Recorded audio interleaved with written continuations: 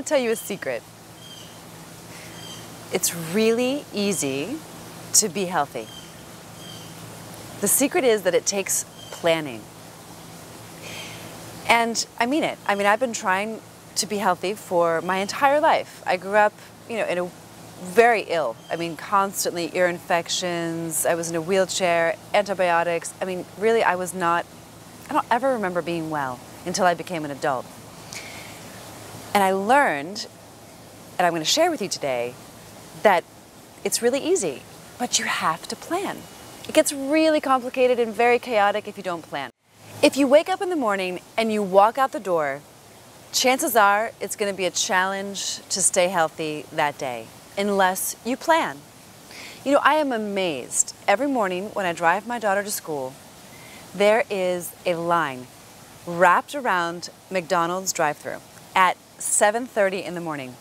It's a double lane for their takeout window, and it's the traffic jam, getting in, getting out. I mean, it's very chaotic at the McDonald's, but I think to myself, how is this possible? People basically walk out the door in the morning and they're hungry. So they're just responding all day to their hunger because they're busy, they've got things to do. I totally get it. But if you want to be committed to your health and you really want to take your health to the next level, you're going to have to plan. Living a life where you're a victim of your circumstances is problematic. I've learned, and I teach my clients as well in my coaching practice, that we have to take responsibility. We have to take responsibility for our health, and we have to take responsibility for our choices, moment to moment. Not only what we're putting in our mouths, but also what we're putting in our minds, the thoughts that we're choosing. Because, believe it or not, you are at choice. Everything that you have created in your life, whether you like it or not, is a result of a choice that you made. Somewhere, somehow. Some of you may not like it that I said that, but if you really get honest with yourself, I think you'll notice that it's true. So when I wake up in the morning, I have to really understand where it is I know that I'm going to get hungry. That's the first thing.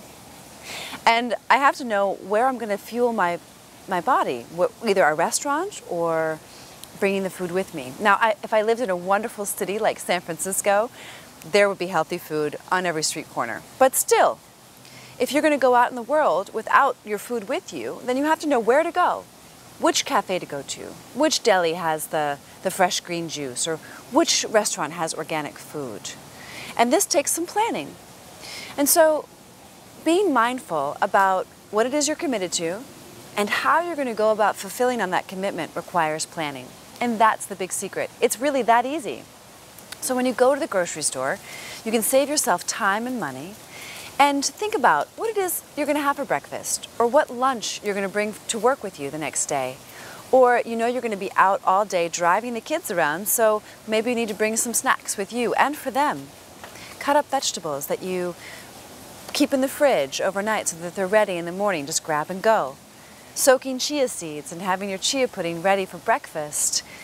Making sure that maybe you've made a large portion of soup on a Sunday afternoon and it's frozen in the fridge and freezer, and you know that it's going to be a quick and easy, healthy dinner for your family. These are all just some of the tips that can help you to plan. If you just put a little bit of time, mindfulness, thought, energy into what it is you're buying and how it is you're planning to respond to your hunger. Now, right now we're really only talking about physical hunger, right? The actual hunger that we have. But another topic that I'd really like to talk about at a future time is emotional hungers. Because these need to really get addressed and are oftentimes overlooked when we talk about losing weight or getting healthier. We can talk all day long about what you should eat, what you should not eat, how you should eat, when you should exercise, so on and so forth. But the real hungers that we have that are emotional are the ones that we really need to address to have sustainable, long-term change.